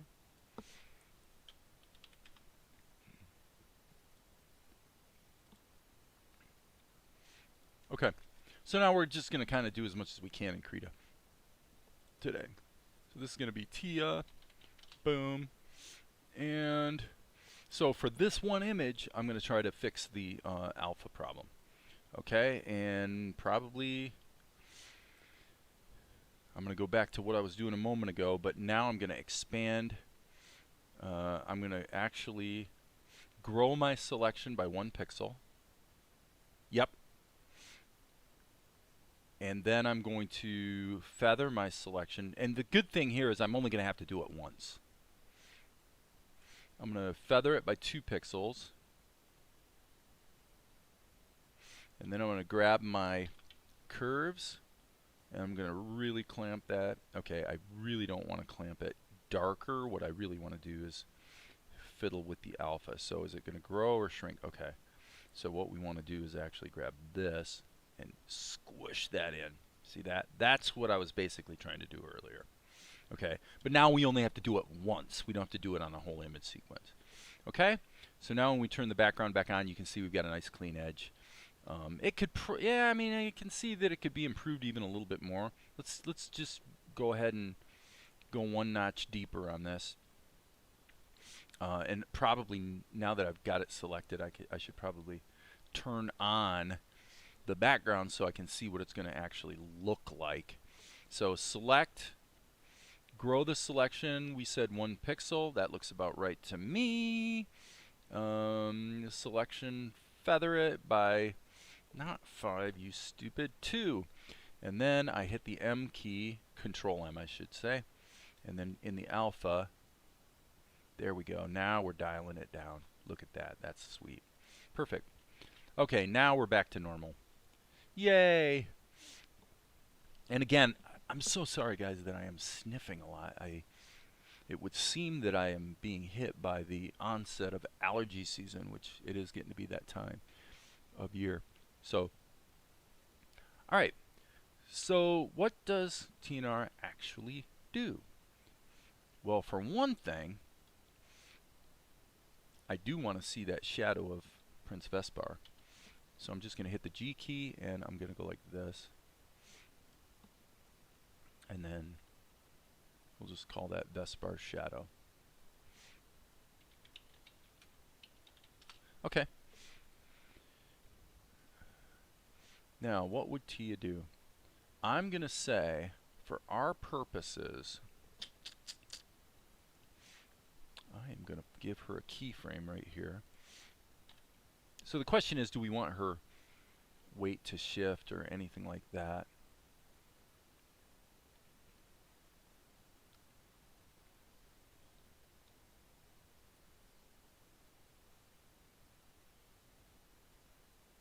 Okay. I'm going to go ahead and just do some keyframing and see how it goes. The first thing I want to do is explore the idea of having her eyes expand a little bit. Now, we could do it by dragging.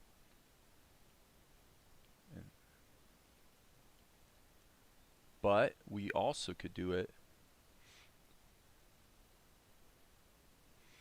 by using the scale option. That is probably okay. I'm going to jump one keyframe ahead and do it the other way, which is to use the size mode.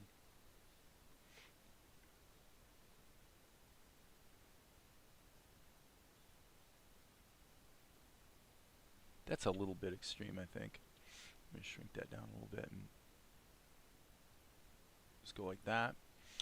Okay, so now we'll turn off the selection so you can see there's a little bit of stuff we're going to have to clean up. Okay, I don't like that, so Control-Shift-X. So I like that one. I'm going to go ahead and clean this up now. It's only going to take a second. So I hit the B key. Actually, I should have my standard pencil selected. Very utilitarian, particularly because I can hit the G key and just do lasso selections as well and kind of get things colored in that way really quick. B key, boom.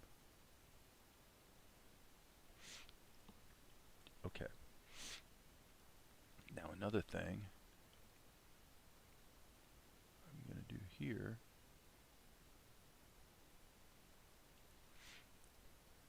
oh, why the heck is that 1.76?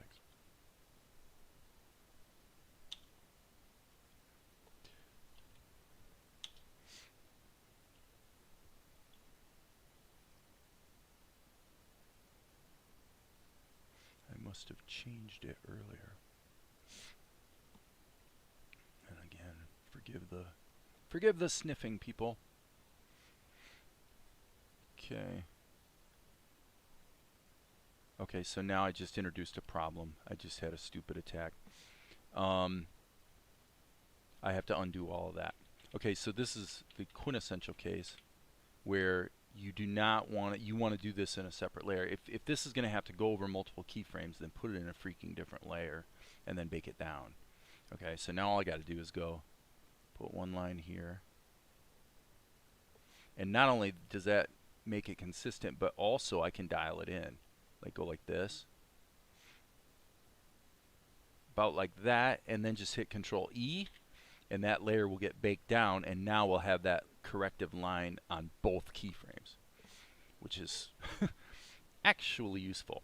Okay, so now I'm going to go like this. I'm going to look at the timing here.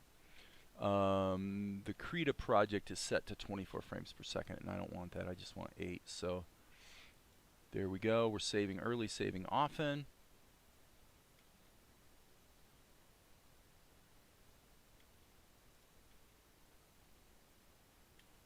And the Krita animation cache is not updating. This is really weird. I have to say, very, very strange that I don't want to be conspiratorial here. But this version of Krita has worked more, it's been more performant and more stable than any version of Krita I've ever used.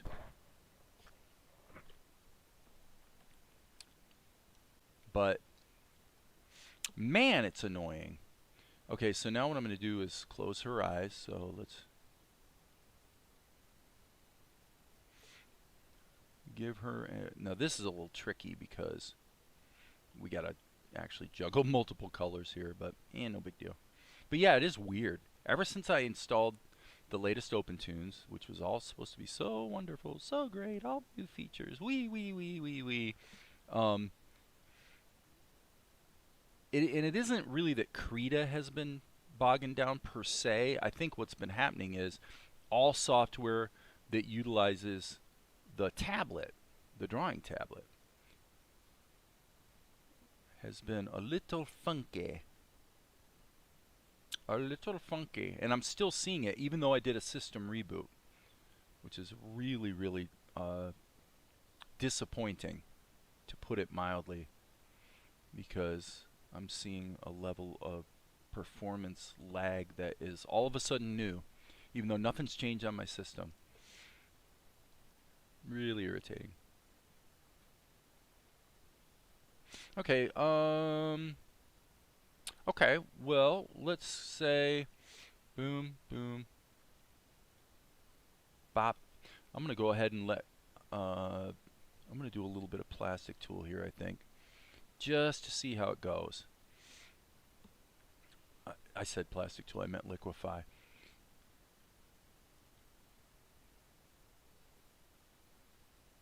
Yep, there we go.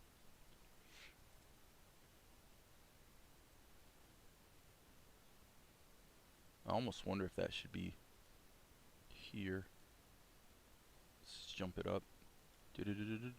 Boom. Boom. Okay, and then she's going to jot her eyes up and down. Okay. Okay, we've got a little sharp there. That loss of sharpness is really not a big deal. But what I'm going to do is actually paint out the eyes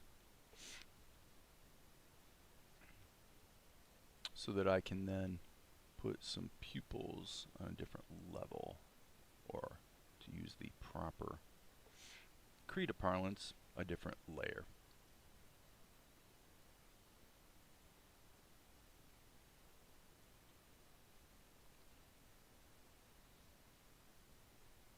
But yeah, it's actually I'm a little bit freaking out as far as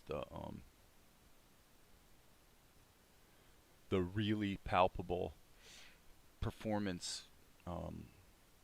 just the lagginess that I'm seeing.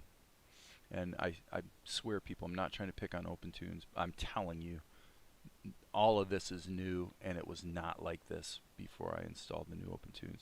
And you know,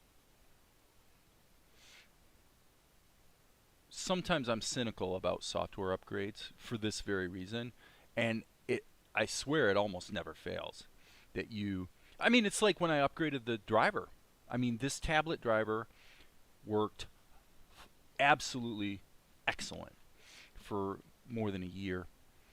And when I upgraded to the newest, most exciting, wonderful, you can't believe how great it's going to be driver, all of a sudden things started breaking and not working right. And I mean, it was only a step backwards. And I mean, I've been around the block enough years to know that's almost always what happens. It's almost never a real benefit. And so when somebody asked me the other day, are you going to upgrade to the new Tahoma 1.2? My answer was, well, why should I? I mean, there needs to be a really, really compelling reason to upgrade software, because I just don't have confidence that the upgrade's going to turn out to be a gain, because it is a loss at least as often as it's a gain, at least as often, and probably a lot more often, in my experience. So it is what it is. So now what I'm going to do, I'm actually not going to move that around. I'm going to go ahead and clean these up, and then we'll animate them from there, because it makes more sense to get them cleaned up first so that the subsequent keyframes are obviously sharp as well. So So yeah, and not picking on OpenToonz. I love, or Tahoma. I love them. They're great, very useful, super capable software. Um, but I am very, very leery of upgrades, like in a big way. I wish it weren't true that you like almost always regret it, but sometimes you don't. Actually, this is the exception. This version of Krita is the exception.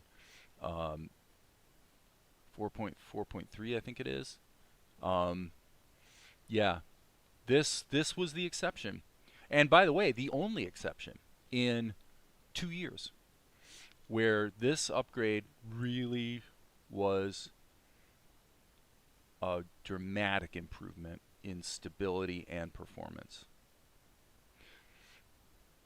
But all is not perfect. One thing you're seeing right here as I'm working, you're seeing that I'm dragging, and now I'm seeing the animation keyframes update, but a moment ago I wasn't. And that's because Krita still doesn't do a great job of managing. Like right there, you see it just didn't update. I'm scanning over the keyframe, but yet it didn't update.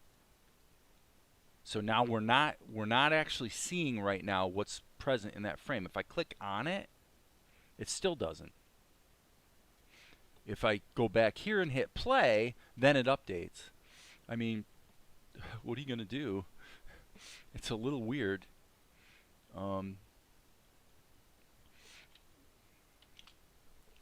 Basically, to think that such a thing would even be possible is a little weird.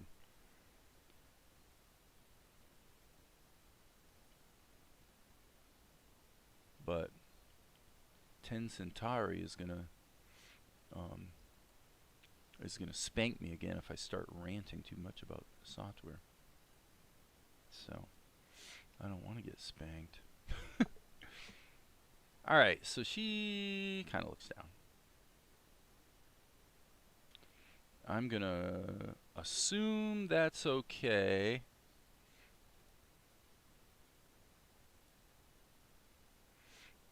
And I think what I'm going to do is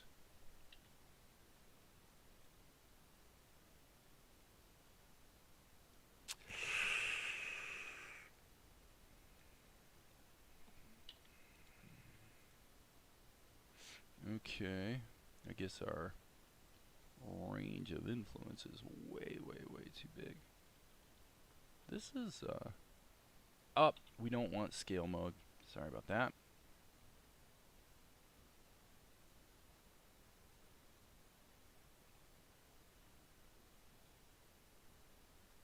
There we go. Here we go. Here we go. This is a little goofy. So I'm going to hit the G key and the E key, and we're just going to erase the bottom here.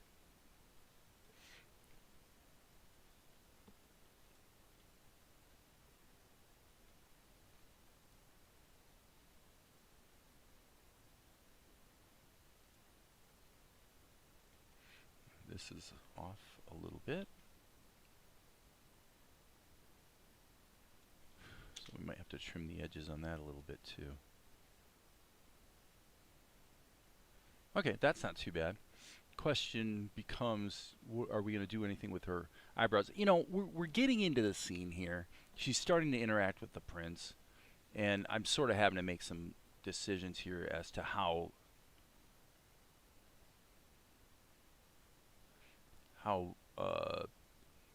much I want to do with her acting, if you will, in this very first shot, right?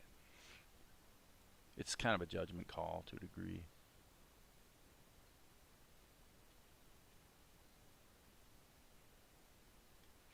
Alright, so I'm going to say, just for fun, I'm going to try this.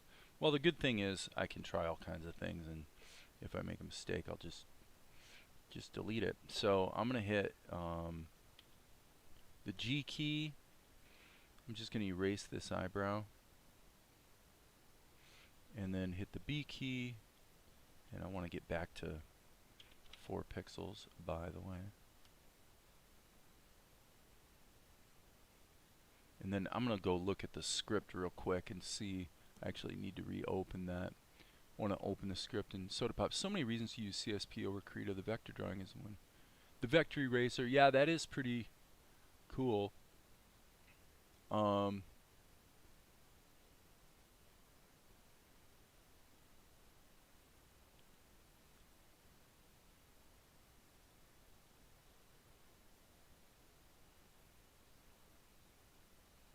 I'm sure there's wonderful things about CSP. Okay, this is interesting. So all she does is look him up and down. So yeah, that's all that needs to happen here, actually.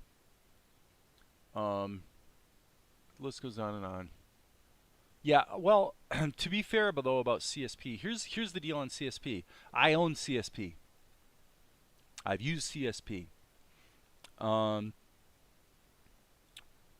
do not like it. I do not like the interface. I have found it to be extremely inscrutable. And remember, I'm a guy who has, you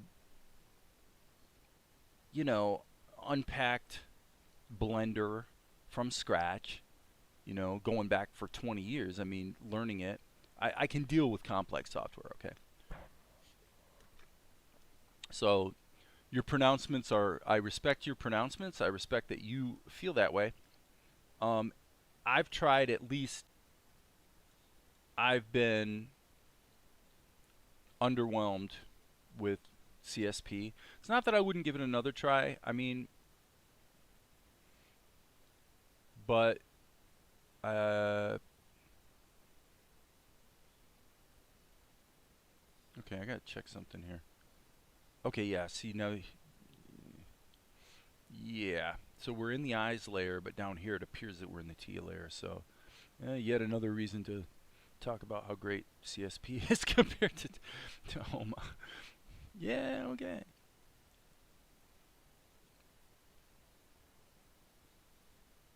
So I'm gonna just.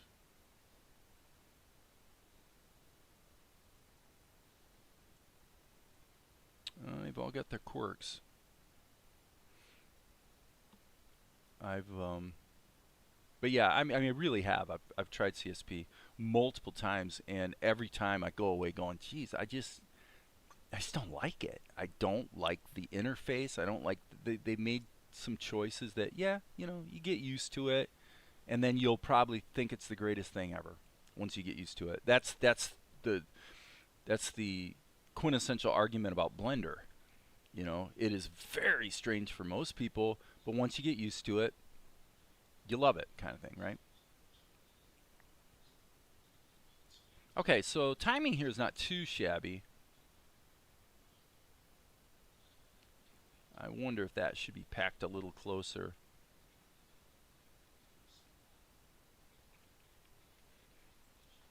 All right. Config, Krita, performance, animation, cache. Well, see, I've done all that. That's what I'm saying. That's why it's a little crazy. Is that was all done. I mean, it was dialed in perfectly. I'm not joking. I mean, I'm really telling the truth here. No performance issues to speak of. You know, you get the occasional animation cache needs to reload and things. I mean, you get a little bit of this, a little bit of that. But let me check something here. Like if I switch layers, I mean, click, boom, click, boom. Okay, now is that better than yesterday? Yes, I did reboot the system. Is it right? Is the idea that you'd click something and then it would literally have to take half a second to acknowledge that you selected it? I mean, that's a little weird. Now, at the end of the day, who cares? Well, you only care if you're seeing similar performance issues all over the place. Today, I'm not really sure. Not really sure, actually. All I know is somebody out there in the chat was like, OpenToonz 1.5 you know, all these great features. I had seen Darren's, you know, he did a video on some of the new features, blah blah blah. And so I wanted to check it out.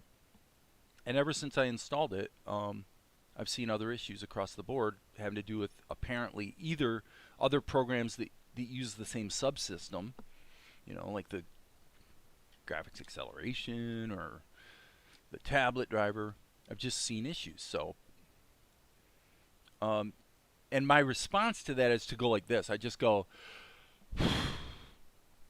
has it ever not happened where the amazing, amazing update that you didn't even need, you know, there was no problem here, but I thought I'd check it out, and then you get these, you know, it just happens, and where all of a sudden you get crap across your system that you didn't really need.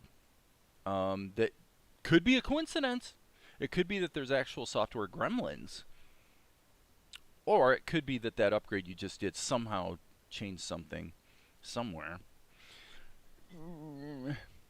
And so then you say, well, you can figure it out, you know. And I go, yeah, you're right. You could, if I spend a day, I'll figure it out, and I will overcome it. It's just that I don't want to spend a day because I'm trying to get a certain pace of work done,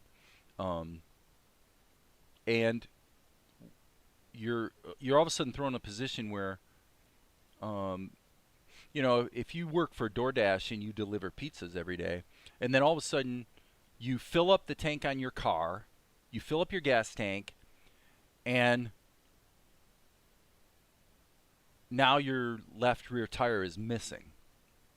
Can you overcome that? Can you buy a new tire? Can you solve it somehow? Yeah, absolutely you can. But it's just a little underwhelming to fill up your gas tank and then discover that while you were filling your tank, your tire was removed. You know, who would do that? Why would you do that? You know, who knows? And the sensible person would say, and by the way, it's probably a coincidence. You know, it's really, really, truly probably a coincidence. And I would agree with that as well. It probably is a coincidence. Probably has nothing to do with OpenToonz being installed, actually. But I don't know what else it would be, because I've been so careful recently to not be, don't fiddle with the system, because it's like, it's really working well.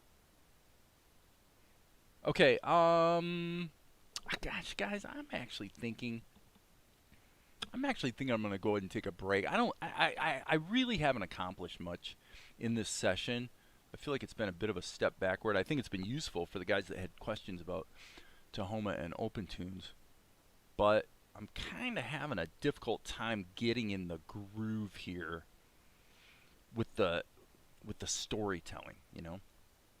And I'm seeing a lot of myself needing to backpedal. Like I'm making tweaks here to my scene, and then immediately having to see things that I made mistakes or need to correct, like with the eyes here. This is not a CSP versus Tahoma versus Krita versus Blender problem. This is a Dave sitting down to get to work and not really focusing that well. And I think the thing that threw me off the rails was that, please understand, the next long sequence of this show, at least the next minute of the show, is going to be reusing this imagery of Tianara a lot. And to dive into it today, you know, I'm enthused to get busy, get working, to discover that this image sequence has been effectively destroyed by Tahoma because of this edge issue, has kind of thrown me off the rails, because I've realized I've got a lot of content that I was planning to reuse quite a lot that all is problematic. So actually, probably the best solution is to do what I was starting to do in Krita, which is go into that entire image sequence, fix these edges, re-render the image sequence, and just freaking start over. And not edit the images in Tahoma at all. Because, as I said, just be warned, you guys, this crap that you see here has I mean I think when I went in and I painted over this and added the eye blinks, I just forgot. You know, I just forgot that this issue happens all the time in Tahoma, and because I hadn't actually done that in a long time, I had just sort of forgotten about it. So I'm going to recap what the issue is so that you guys can be aware. Basically, if I draw in Krita like this, and then I take my character and I just grab my character and I paste it into Tahoma like this. Okay? You see how clean that is? The edges are perfect. There's no problem. Okay. When you cut and paste from Krita into Tahoma, there is no problem. When you modify and render it, everything looks good. If you hit save all and save your project, no artifacting is introduced. Everything's fine. What you don't want to do is now go into this image sequence and let's say I add another image and then I'm going to modify it, right? So I go into this image and I use the native tools in Tahoma to do exactly what I did before, which is I hit the R key and I paint it out. I paint in an eye blink, okay? So we'll just do it. I'm going to do it sort of incorrectly here. I'm not going to get all the colors right, just to illustrative purposes. Okay, so now Tahoma is keeping track of these two images as a sequence. All right, so now when I save all,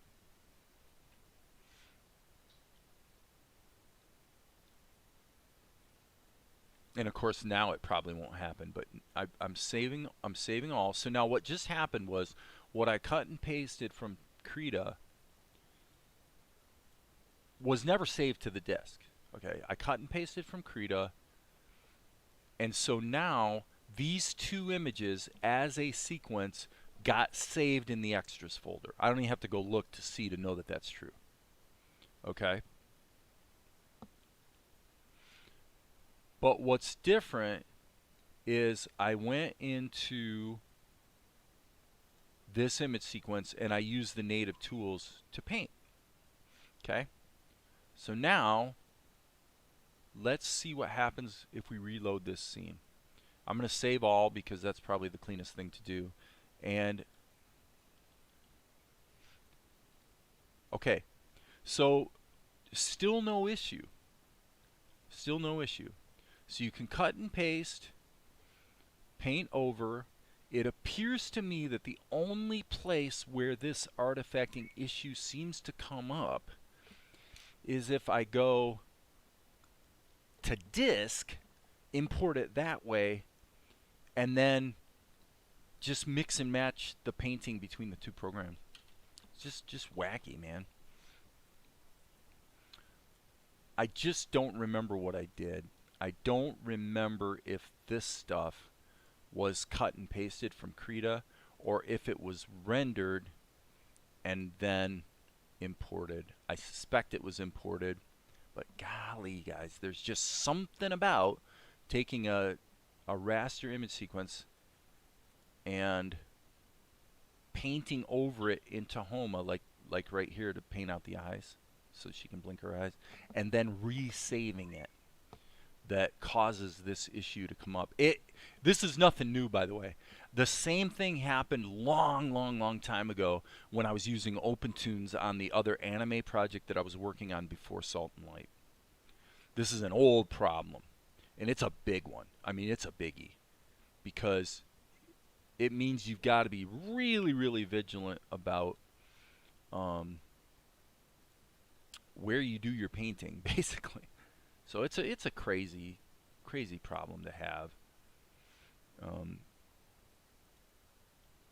So I'm gonna go ahead and delete this, but I think I'm gonna go ahead and wrap it up. It's been 2 hours, and as far as my own work goes, I don't really feel like I've gotten anything done today, and I'm kind of spinning in circles. So I might as well just take a break. You know, it's like, let's just take a break and kind of start clean. This is actually looking okay.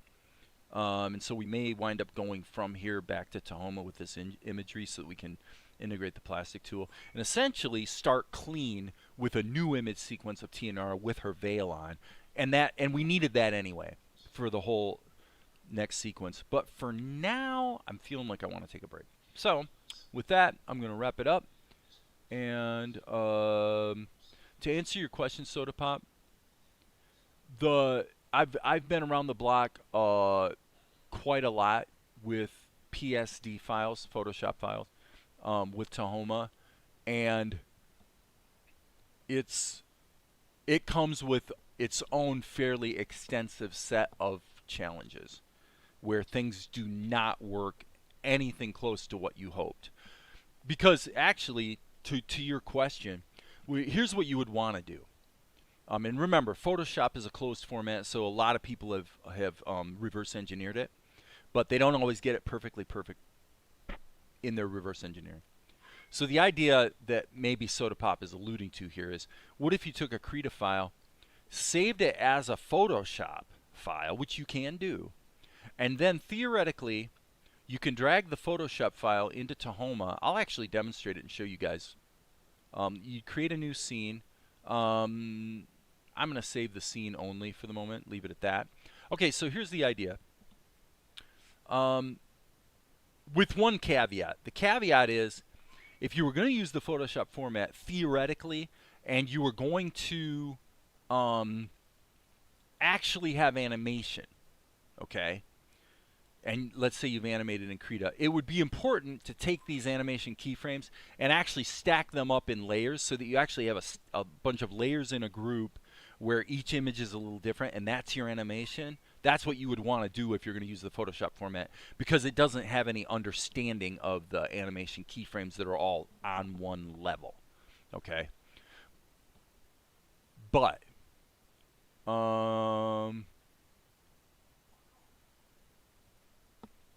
okay, Soda Pop. So here we are. Here we are, right back where we started. Basically, what Soda Pop's saying is, okay, so let me just demonstrate. File, we're going to save as, and I'll just smack this into the temp render folder, but we're going to save it as a Photoshop file. Okay, so now this is an important point that Soda Pop's making.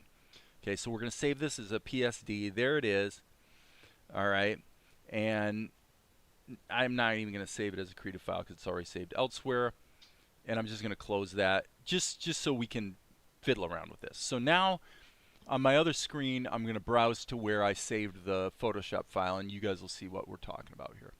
So Animate, render. Okay, so now if we grab this and come over to Tahoma, and this is the way it's always worked in OpenToonz, it's going to give me a choice. I'm going to load it. I'm going to go ahead and load from the folder it's in. So when I'm loading, it doesn't get copied to the extras folder. Okay, so I'm going to load it, and now it's going to give me this choice. Do I want it to take all those layers that we had in Krita and flatten it out to be a single image, or do we want to have it treat all the layers as individual animation frames, or do we want to have it take all of the different layers and load them into columns? Version of Tahoma or OpenToonz, for the first time ever, with OpenToonz or with Tahoma 1.2, what I'm showing doesn't work. Finally, for the first time, works. I'm assuming that's what you mean. Now, okay, so let's just see. So again, we're going to load, but this time we saw that columns didn't work at all, so we're going to do frames instead and see what happens. And now we do have frames, but these two, we have all kinds of a mess, actually. That one's blank, so the picture of Tianara is not there. We do have the shadow, but no Tianara, and so that's clearly not working either. So one more try. Well, can it at least flatten it out for me? Maybe. So what we're going to do is we're going to do single image. And now what we see is the background, no shadow, no Tianara. Okay? So you say, well, you did something wrong. Well, let's load up the Photoshop file in Krita again then. See what happens. Okay. Well, all my layers are there in Krita. Everything restored from the PSD file exactly as expected. But literally nothing about importing PSDs into Tahoma actually works. Literally nothing. Okay. So now to Sodapop's point.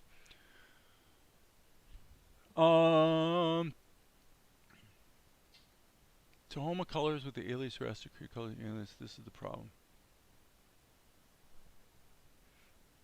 In Tahoma, everything's rendered at the end. Yeah. They fixed that in 1.2 and now it works perfectly. Shun fixed it. You're still using 1.1. Okay. So PSD does not work in anything prior to OpenToonz 1.5 or Tahoma 1.2. So I use PSD all the time now and it works perfectly. Now can you try it? Well, you know what? The situation I've had most recently can't really get any worse. So I don't really want to do this live. But I take your point.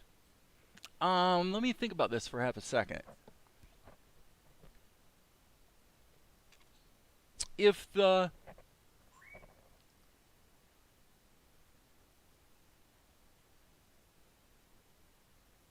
I'm thinking about where this would be useful. I definitely agree with you that the ability to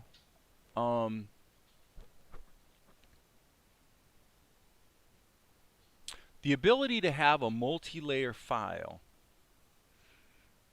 like a Photoshop format come into Tahoma as expected is a compelling proposition, particularly if you were going to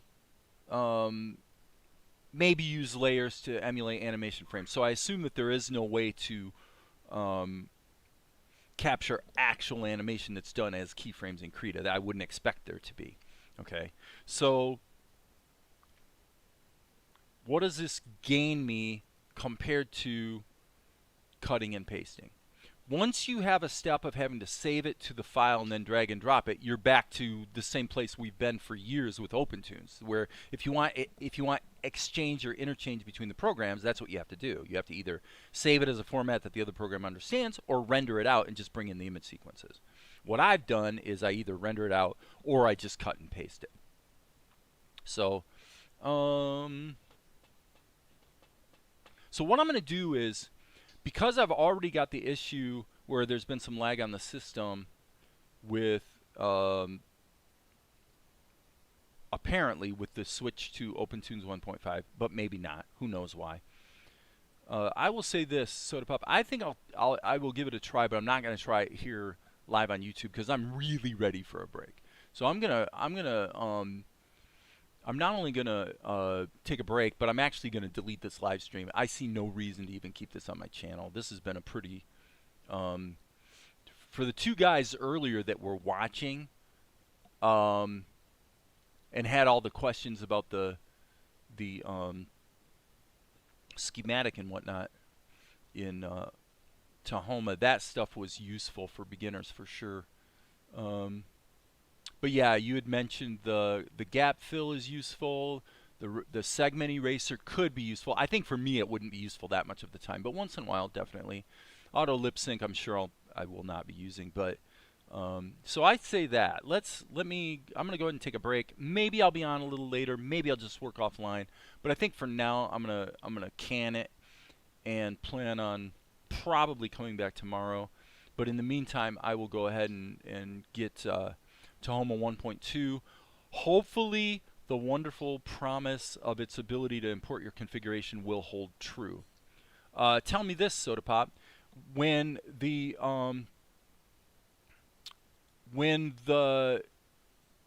you had mentioned Tahoma 1.2's ability to completely and perfectly restore your configuration from Tahoma 1.1. So my questions are now the following. Number one, does it walk you through the process when you install it? So it tells you, hey, be sure and not overwrite your old Tahoma because we're going to have to go in there and get your configuration out for you. So how do we actually do the configuration process? And number two, does it actually restore everything?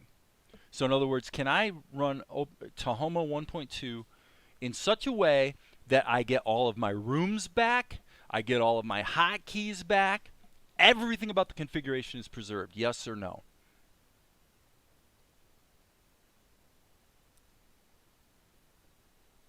Will Tahoma 1.2 remember my rooms? Because my rooms are totally custom. They're totally changed from the defaults. Do you know? Unfortunately, there's a 13-second delay on the stream right now. So I tell you what, I'm going to go ahead and kill the stream. And if you could just post the answer there, SodaPop, that would be cool. If it 1.2 in settings, there's a button press, button uncheck what you don't want restored. Okay, okay, cool. All right, thank you, brother. I appreciate the input.